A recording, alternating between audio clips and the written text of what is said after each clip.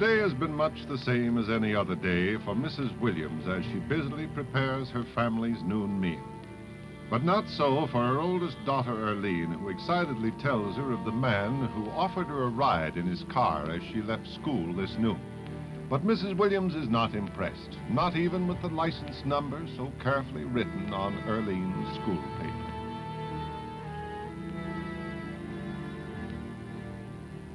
But there is no doubt that she would very much be concerned if it were possible for her to read this man's troubled and frustrated thoughts. He is troubled by an urging inside that even he does not understand. Deep in his subconscious mind, he knows that he is wrong, but his rationalizations keep him from fighting his abnormal behavior. This man is a child molester. He is a dangerous, calculating criminal that knows no bounds in obtaining fulfillment of his desires.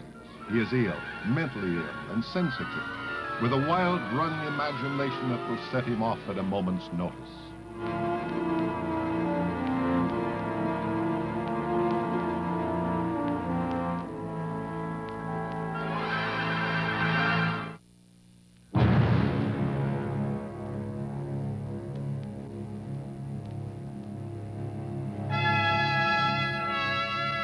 Through a mother's negligence, this man is still free to try once again to lure an innocent child into his perverted work. To the molester, there is no such thing as failure. Earlene's good judgment in his previous attempt was only a momentary setback. His abnormal urge deepened to the point of inner explosion. He chooses his innocent victim. This time, he will not fail. This time, he is sure.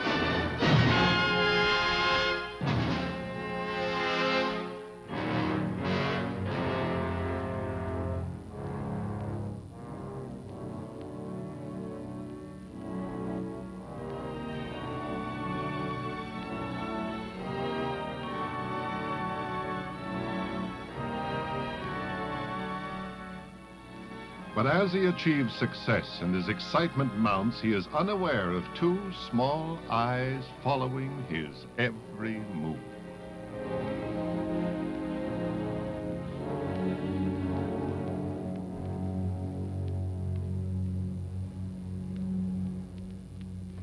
When the molester's little victim fails to arrive home for lunch, the school receives a telephone call from a worried mother.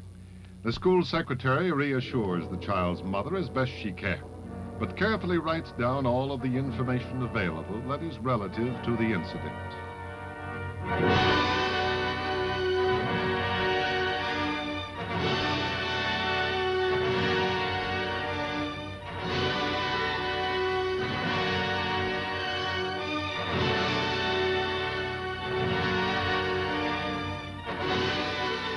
The school principal is notified of the missing girl, and all of the information is carefully related to it.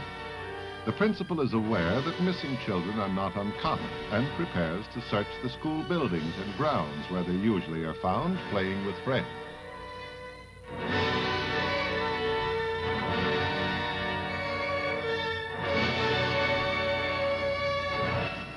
The child's teacher is contacted and questioned, and it is found that the little girl has not been seen since classes were dismissed for the lunch period.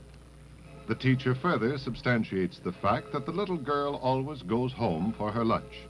A search of the buildings and grounds proves fruitless. There is but one more step to be taken before calling in the police for help, and that is the questioning of the other children who may have seen or played with the little girl. They are all asked the same questions as to whether or not they have seen their playmate, and the answers are all the same. No one has seen her since the lunch period started.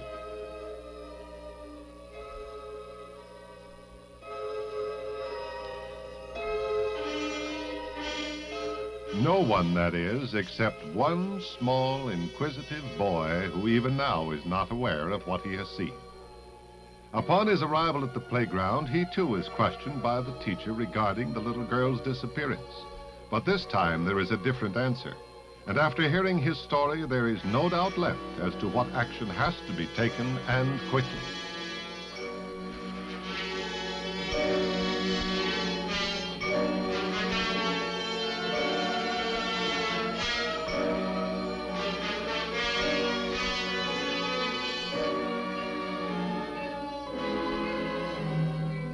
A call is immediately put through to the police department and the child's mother as the latest bit of information is obtained. And in a few moments, the police officer assigned to duty in the area arrives. He is told briefly what has happened and given a complete physical description of the child and her clothing. The officer carefully writes down each bit of information in preparation of relaying the details to police headquarters in order that a radio broadcast may be transmitted to all police units and an immediate search may be launched.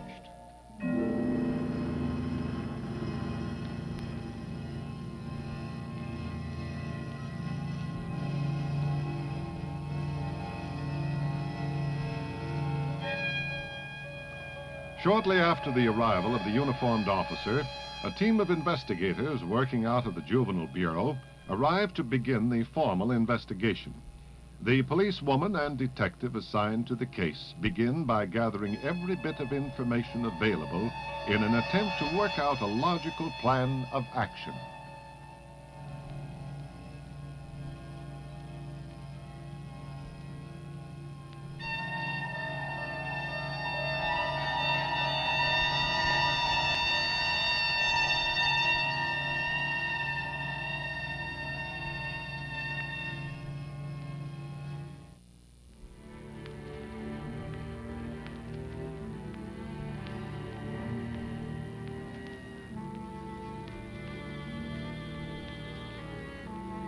The investigation is launched with the re-questioning of the little boy. It is learned that the suspect has black hair and that he wore a sport shirt without a tie. The boy remembers that the car was old and light in color, and he tells the investigators where the little girl was picked up and in what direction they traveled. Past this point, he knows nothing. The other children are also questioned in hope that someone might remember seeing some little thing that would help. But the answer is the same as before. They know nothing.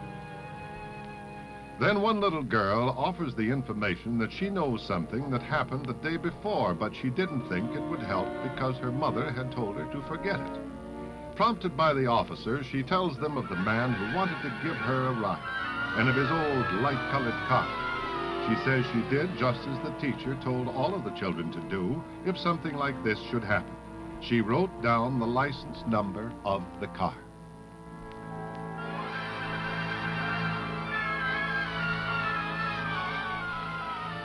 In the meantime, all available police units are conducting a citywide search for the little girl and her abductor.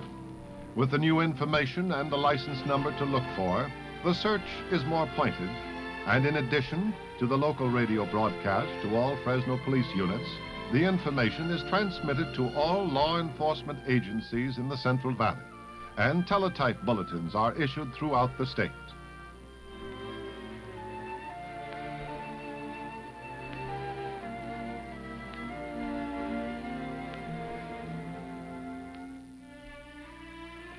With the investigation underway, the detectives return to police headquarters where they anxiously await a return radio call from the Department of Motor Vehicles in Sacramento regarding the name of the person to whom the license number is registered.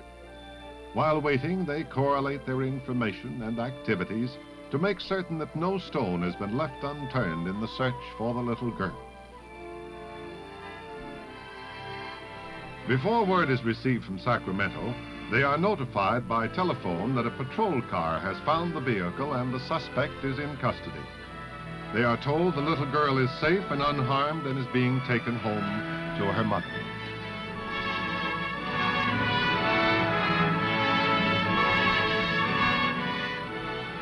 With his arrest, the molester's world of abnormality crumbles. He is frightened, confused, and embarrassed. He can give no reasons for his actions because he does not understand them. He is now even unable to rationalize, and his conflicting values begin to take their toll in mental anguish. He is a criminal by definition and will be punished as prescribed by law. Part of his punishment will result in treatment of his mental disorder. It is hoped that the treatment will prove successful.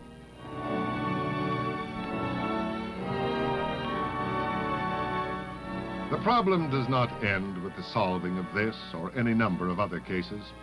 Rather, it begins here in the home with each individual family. It is difficult to picture the dangers involved in child molesting against the background of peace and security in our homes. And it is easy to entertain the idea that it can't happen to us. But in this home, it almost did. As the realization of what the police told Mrs. Williams takes effect, it is difficult for her not to feel guilty. But she is aware that Earlene's good judgment was formed in this same environment, the only environment where the basic values and attitudes can be learned through the faith and security afforded by the closely knit group known as the family. As in all other endeavors of life, the family has rules. One very common rule is that of bedtime at a certain hour for the children. There are other rules of importance that must be initiated in family routines, and the Williams have learned this lesson well. So they breathe a little easier now, but are more than ever aware of their responsibilities. They realize that they can never let up, but must constantly remind the children of the rules that will keep them safe from the problem of the child molester. They hope you too will do your part in this crime prevention program, which can be compared to a family insurance plan initiated by you. It costs you nothing, but can save you everything.